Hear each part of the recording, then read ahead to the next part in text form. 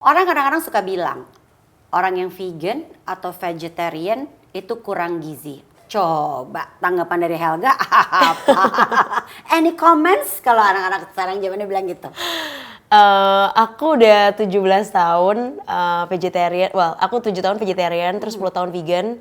Aku hamil, menyusui dalam diet 100% bernabati. So far, alhamdulillah Nggak kurang gizi? tercukupi sih Mbak. Iya. Jadi jawabannya enggak ya? Jawabannya Enggak benar ya? Iya.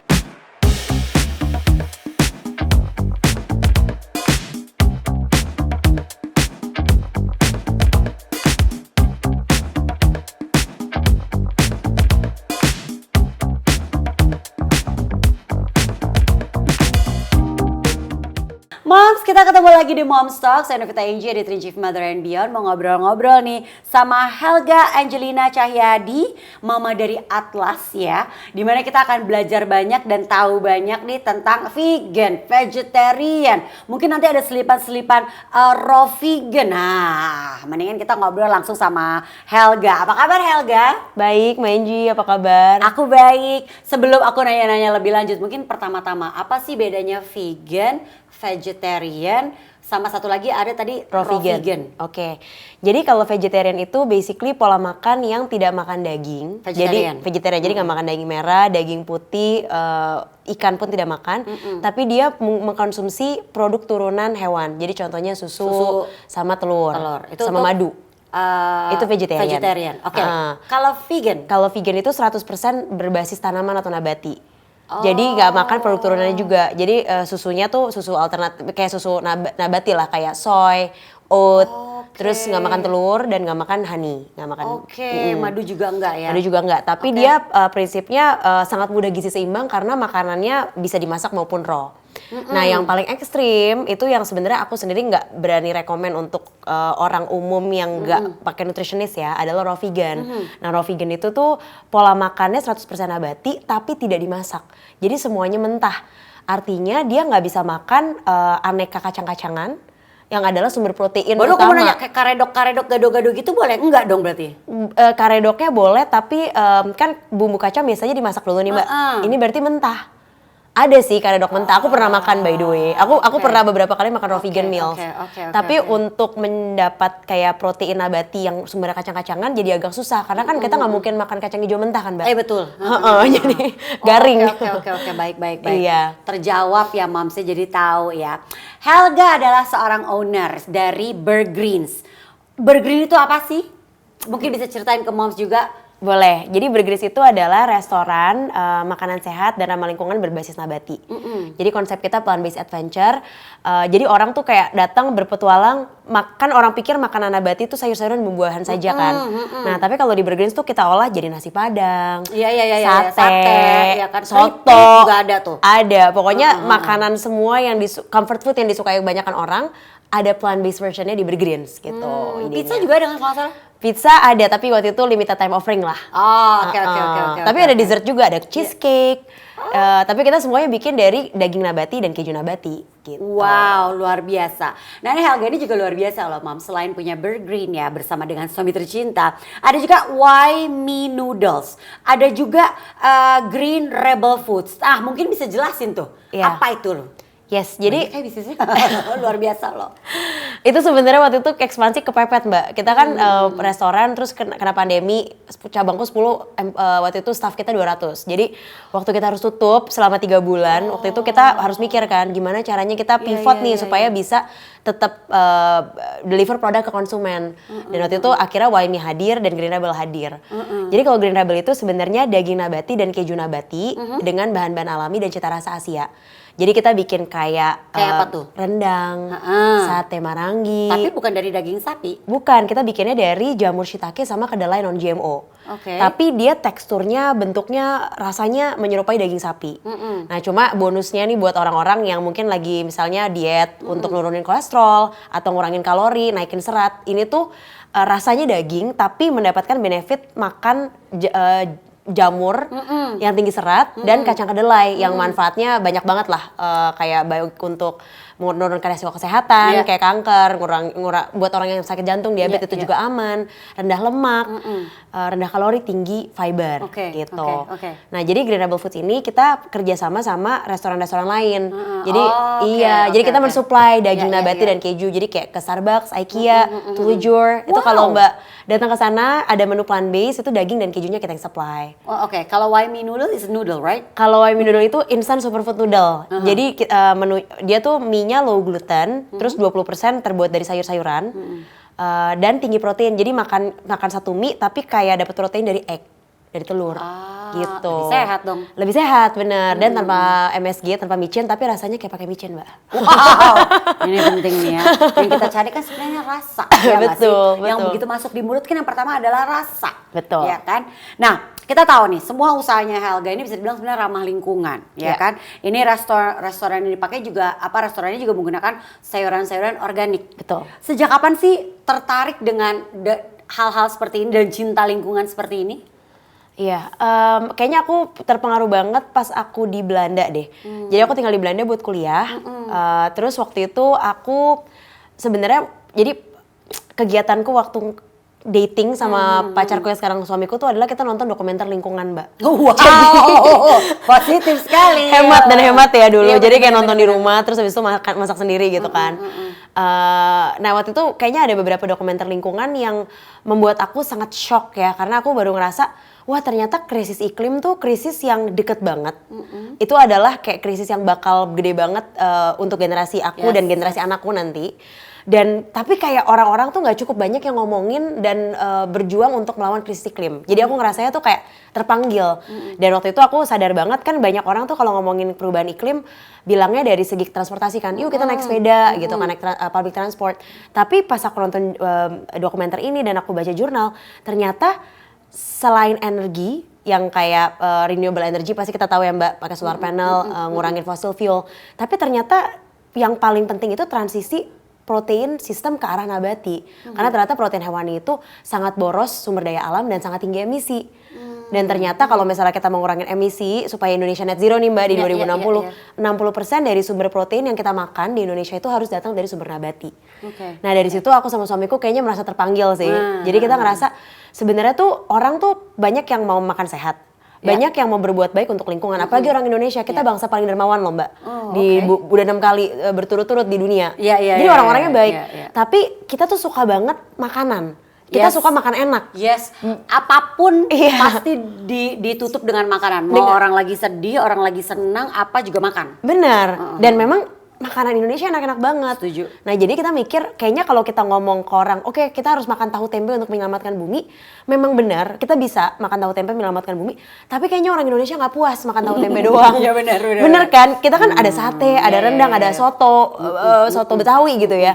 Nah jadi waktu itu idenya lahir gimana caranya kita bikin makanan nabati untuk orang-orang yang suka daging. Dengan cara kita bikin nabati yang tekstur sama rasanya mirip, tapi sebenarnya sumbernya dari bahan-bahan nabati yang alami. Gitu. Waktu itu kayak terpanggilnya tuh tahun 2012 Mbak. Oke. Jadi situlah mulai tuh ya, mengolah dulu, belajar. Akhirnya di special belajar itu nggak sih? Nah jadi secara khusus jadinya. Itu suamiku. Jadi aku sebenarnya nggak bisa masak Mbak. Disclaimer sampai sekarang aku nggak bisa masak. Nggak apa-apa kok.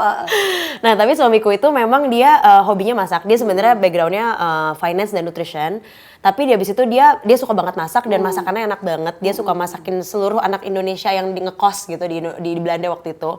Dan sangat enak. Jadi waktu itu waktu dia jadi vegetarian bersama aku, dia jadi kayak masak makanan Indonesia dalam versi vegetariannya. Nah ternyata teman-teman anak kosan di Indonesia di Belanda tuh pada suka, dan mereka bilang, gila kalau makanan vegetarian seenak ini gue bisa vegetarian. Makin dong jadinya semangat ya. Jadi makin semangat dan kita makin pede gitu. Oke, kita pengen pulang ke Indonesia, kita bikin restoran berbasis nabati tapi yang rasanya enak buat orang yang suka daging gitu loh. Dan dari situ akhirnya ya itu modal nekat sih sebenarnya tahun 2012. Nggak apa-apa juga, semuanya harus berawal dari nekat. Benar. Oke. Helga juga seorang vegan sekarang. Betul. Ini sejak kapan? Dan Kenapa memutuskan menjadi vegan? Apa tadi karena alasan dari ingin membantu juga supaya bumi ini lebih panjang umurnya gitu? Itu juga dong pasti salah satunya. Iya, iya. Jadi aku sebenarnya vegetarian dulu Mbak. Waktu Oke, aku awalnya vegetarian dulu. Ya itu aku sekitar 17 tahun yang lalu lah. Jadi waktu itu aku SMP dan aku tuh dari SMP udah vegetarian. bener, waktu itu aku kepepet karena aku tuh udah autoimun dulu. Jadi aku udah autoimun, terus udah gitu aku udah bolak-balik minum obat, nggak sembuh-sembuh.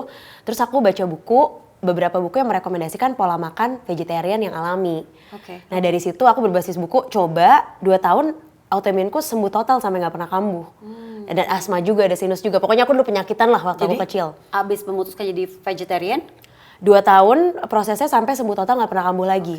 Oke. Nah dari situ aku kayaknya udah sangat convince lah. Aku Enak nih gini kan ya? Iya enak sembuh gitu loh dan nggak perlu minum obat lagi kan. Dan dari situ aku jadi lanjut vegetarian. Cuma aku vegan ya itu karena aku mungkin waktu itu nonton banyak film dokumenter tentang lingkungan bareng suamiku. Dan suamiku tuh dulu pecinta daging garis keras ya Mbak. Bener-bener Oke, kayak baik. satu piring tuh Iya, bisa iya, 3 jenis iya, iya. daging gitu. Dan ya orangnya agak cabi dulu, suka banget makan enak lah gitu. Dan dari situ pas kita nonton terus kita explore bareng, kita ngerasa terpanggil bareng aja. Terus kita jadi vegan tuh sekitar 10 tahun lalu lah. Oke. Dan memang waktu itu majority untuk lingkungan gitu. Kesulitannya apa? Waktu Kesulitannya di Belanda kayaknya nggak sesulit itu dibandingin di sini dong. Awal-awal. waktu di Belanda iya cukup gampang, tapi di Indonesia juga gampang sih Mbak. Oke. Sebenarnya kan di Indonesia kan ada tahu tempe sama Iya aneka sih. kacang-kacangan. Malah banyak tuh tahu tempe di sini. Malah banyak dan vegetarian di sini lebih murah dibanding di Belanda Mbak. Oke, bener. Iya kan. Bener. Maksudnya kalau misalnya Sebenarnya ada semua di sini soalnya. ada di sini semua, protein nabati banyak banget. Kalau mau makan murah bisa, mau makan mahal bisa juga. Kalau mau makan mahal ya makan restoran tiap hari. Kalau kita makannya kayak ada masaknya juga, ya murah banget kan tahu tempe. Ya juga sih. Gitu. Dan jadi sebenarnya kesulitannya itu lebih kayak menjawab pertanyaan-pertanyaan dari keluarga yang concern kali ya. Jadi mereka mungkin banyak yang nggak tahu bahwa dengan pola makan vegan dan vegetarian bisa sangat sehat, cukup gizi, malah menambah manfaat kayak umurnya bisa lebih panjang, resiko kesehatan bisa turun. Mereka tuh mindsetnya terutama yang generasi tua, generasi mamaku ya. Iya, kebayang. Mindsetnya tuh takut kurang gizi. Iya, kebayang. Jadi kita harus selalu menjawab pertanyaan-pertanyaan itu dengan sabar. Kita nggak mau kelihatan terlalu menggurui juga, tapi kita juga mau memberikan fakta gitu kan. Itu sih kesulitan sebenarnya Mbak. Cuma lama-lama kayaknya orang-orang di sekitarku udah kayak paham lah ya. udah paham dan malah ikutan. Jadi sekarang papanya Max contohnya suamiku, sekarang vegan ya, vegetarian terus diabetesnya sembuh total. Jadi malah keluarga kita banyak yang ikut gitu. Mamaku jadi pescetarian. Jadi pescetarian, vegetarian tapi kadang-kadang makan ikan. Oke. Gampang, itu paling gampang. Iya, bener. Kayaknya bisa mulai dari situ dulu kali ya. Benar. Oke. Nah, berarti duluan siapa? Kamu apa Max? Vegetarian aku dulu. Oke, kalau vegan barengan? Vegan barengan. Oh, nice. Max Oke. itu nggak ada, kalau aku kan transisi kan, pescetarian, vegetarian, vegan. Kalau Max itu dari makan banyak banget daging, besoknya vegan gitu. Overnight. Bener-bener overnight, turun 12 Nggak pakai kilo. vegetarian dulu? Nggak ada, dia turun 12 kilo dalam 3 bulan. Sampai waktu itu keluarganya di sini concern, kamu ngobat Sakit ya di ya? sana. Iya. Iya. Sampai dikira gitu, padahal enggak cuma ganti pola makan doang. Wah, Gitu. tapi lebih sehat. Jauh lebih sehat. Bukan berarti kurus akhirnya jadi kurang gizi, enggak ya. Tapi Enggak, lebih sehat, berasa banget. tuh. Bukan kurus lah, melangsing ya maksudnya. Iya. Tapi aku jadi pengen tahu kalau Helga kan emang udah dari dulu kan dari SMP sudah terbiasa dengan vegetarian lalu vegan. Nah kalau Max itu kan dari karnivora berat gitu kan ya pemakan daging. Iya. Terus habis itu switch to vegan. Iya. Itu apa yang paling dirasakan? Ini kan paling berasa dong kalau kamu kan dari dulu ya. Iya. Ini gimana tuh? Kalau dia waktu Begitu itu jadi memutuskan jadi vegan. Yang dia maksudnya yang dia seneng banget dan surprise lah ya adalah energinya lebih tinggi. Jadi suamiku tuh dari dulu emang atletik ya, maksudnya dia kayak kungfu, basket gitu dan olahraga tuh bisa 5 kali seminggu. Nah itu dia tadinya biasanya habis olahraga kan suka pegel-pegel tuh Mbak, butuh resting dulu. Ini dia nggak ada pegelnya. Oh iya, jadi vegan. recovery-nya cepet banget. Mungkin kalau Mbak nonton Game Changers, ada Netflix documentary tentang atlet yang vegan, itu dijelasin tuh kenapa memang atlet yang vegan tuh recovery lebih cepat. Nah itu si Max rasain banget. Yang kedua dia rasain sinusitisnya hilang. Oke. Sama ketiga itu sih berat badannya turun lumayan banyak sih dia. Iya. Oke, tuh terjawab ya Mams, ya kan. Kalau menurut Helga sendiri, apa sih yang paling sering terjadi ini mispersepsi soal vegetarian atau vegan di mata orang awam? Ya tadi mungkin salah satunya ya. Kekurangan gizi. Iya, di orang pikir kekurangan gizi, cuma padahal tuh orang yang vegetarian dan vegan rata-rata cukup gizi dan bahkan lebih sehat. Kulitnya biasa lebih bagus, berat badannya ideal dan lain-lain. Dan biasanya kalau sakit yang kayak kayak papa mertuaku gitu dari diabetes bisa sembuh, cancer banyak banget case-nya yang sembuh sejak vegan. Nah cuma memang kalau pola makan vegan yang dijalankan dengan kurang kalori, ada nih Mbak, jadi misalnya vegan nggak makan daging, terus dia nggak makan karbohidrat juga. Jadi dia cuma makan sayur-sayuran, salad-saladan, kurang protein, kurang karbohidrat. Nah itu memang pola makan vegan yang nggak seimbang dan bikin orang lemes. Tapi Mbak juga kebayang kalau Mbak makan cuma selada doang kan masih lemes ya Mbak. Nah jadi memang yang penting tuh pola makan vegannya harus seimbang. Daging digantikan dengan protein nabati dan jangan takut makan karbohidrat. Karena makan iya makan nasi. Oke, kentang? Kentang, ubi, singkong, segala macam. Aku banyak banget makan nasi. Dan maksudnya apalagi kalau orang udah vegetarian, udah vegan apalagi Mbak. Kan makanan vegan itu kan terutama proteinnya, itu kan rendah kalori dibandingin daging. Iya. Nah banyak orang tuh nggak naikin porsi makan mereka. Nah padahal sebenarnya kalau kita vegan, porsi makan kita lebih banyak, kalori kita tetap lebih sedikit. Jadi sebenarnya santai aja, nggak usah takut gitu. Nah ada orang-orang yang tetap makannya tetap sedikit. Kayak gitu-gitu yang biasanya jadi kurang kalori. Dikurangin soalnya kan porsinya jadinya gitu kan. Mereka mikirnya dikurangin aja deh gitu kan ya. Jadi mereka rata-rata nih orang yang udah diet makannya dikit. Terus mereka mengganti porsi daging jadi sayuran, bukan necessarily protein nabati, dan porsinya tetap sedikit. Padahal dengan pola makan vegan kamu bisa makan lebih banyak. Dan kamu harus makan lebih banyak karena kalorinya udah lebih rendah gitu secara makanan. Berarti makan karedok sama nasi gak apa-apa tuh ya? Gak apa-apa, aku makan banyak banget. Iya. Tapi ya tentunya porsi nasinya tetap seimbang ya Mbak, kayak 30% lah dari plate. Baby Atlas, 8 bulan. 8 bulan. Ya kan? Ini MPASI-nya tuh kan plant based. Benar. Pernah nggak sih ada kayak banyak ada orang-orang yang mempertanyakan atau bahkan nyinyir nih tentang keputusannya Helga dan Max untuk memberikan plant based MPASI kepada Atlas. Terus udah gitu ada kekhawatiran gak sih? Kayak kalau aku nanya ada kekhawatiran gak sih takut kekurangan gizi? Enggak sih, udah terjawab tadi ya. Sebenarnya kekurangan nutrisi itu enggak. Tapi banyak yang nyinyir gak sih di awal-awal? Iya. Kayaknya bukan nyinyir, tapi ada banyak pihak yang concern gitu. Jadi dokter anakku. Terus dan dokter anakku tuh sempat agak sedikit menegur aku.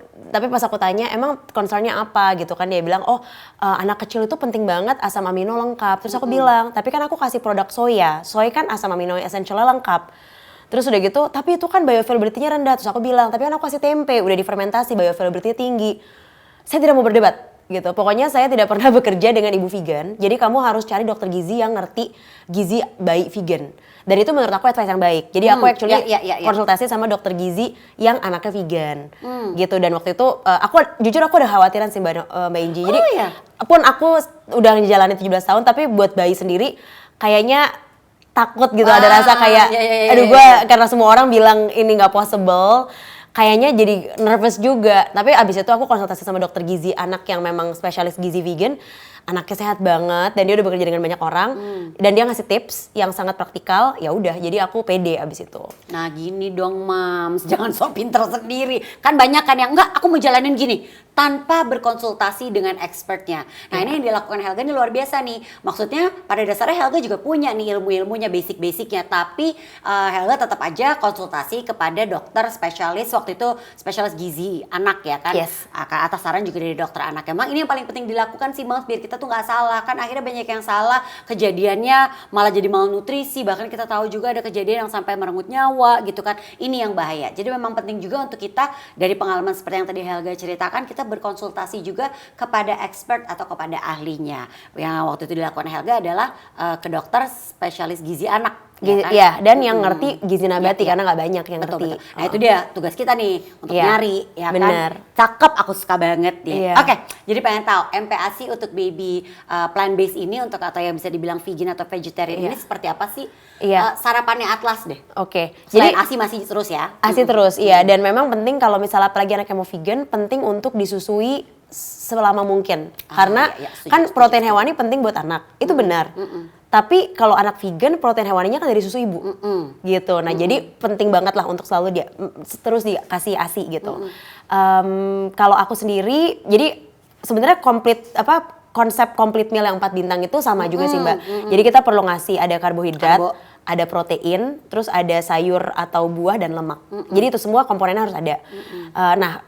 Pola makannya perlu beragam gitu. Jadi kalau aku misalnya sarapan, aku kasih ubi sama santan. Terus udah gitu proteinnya aku kasih selai kacang atau aku kasih kayak kacang ijo gitu. Terus udah gitu itu dibikin puree.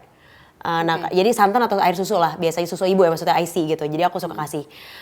Terus kalau makan siang itu biasanya dia yang savory gitu. Jadi proteinnya aku antara tempe atau tahu atau lentil atau kacang hijau atau kacang merah atau kacang chickpea. Itu aku ganti-ganti tiap hari.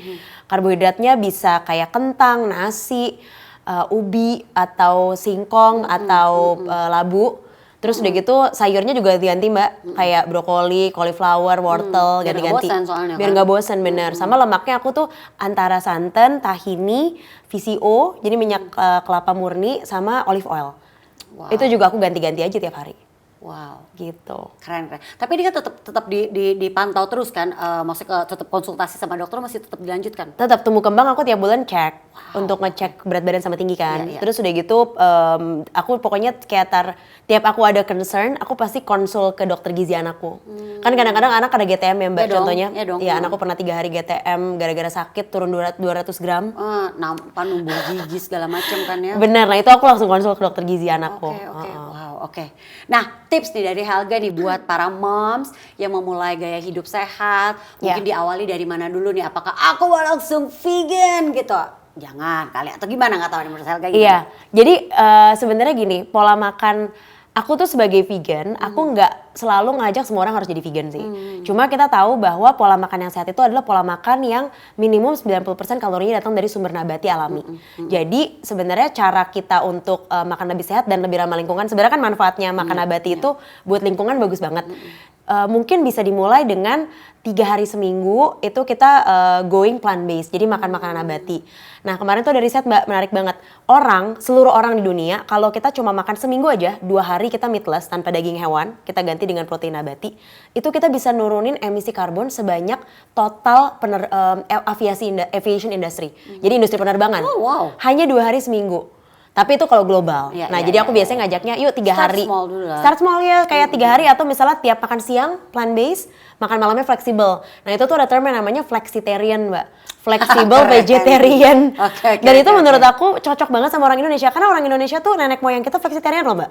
Kita kan sering makan cuma karedok, gado-gado, toge yang di Bogor tuh apa Mbak? Toge goreng. Sebenarnya banyak banget menu-menu kita udah plant based. Juga sebenarnya kan? Ketoprak, iya menu-menu kita udah banyak banget yang plant based. Tapi makin kesini orang kayak agak meninggalkan yang itu gitu. Nah jadi sebenarnya Indonesia tuh gampang banget jadi vegetarian dan itu menurut aku cara paling gampang jadi lebih sehat.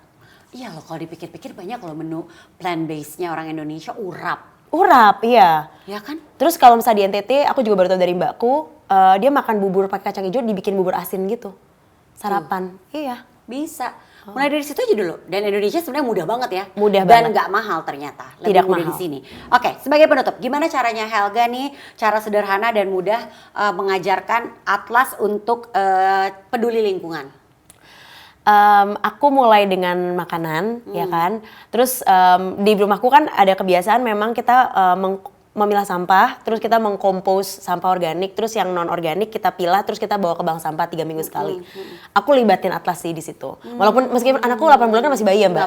Nggak apa-apa. Belum bisa ngapa-ngapain sebenarnya. Tapi Coba kan? kita ngelihat, ikut, terus kadang-kadang aku kan emang kita harus bawel ke anak. Maksudnya ajak ngomong terus. Jadi saat misalnya aku kayak aku sambil jelasin. Jadi misalnya kayak kita bawa tumbler ya hari ini, atau kayak hari ini kita makan protein nabati nih, bagus buat alam. Jadi aku kayak ngomong sendiri aja. Nggak apa-apa. Karena aku banget. Iya.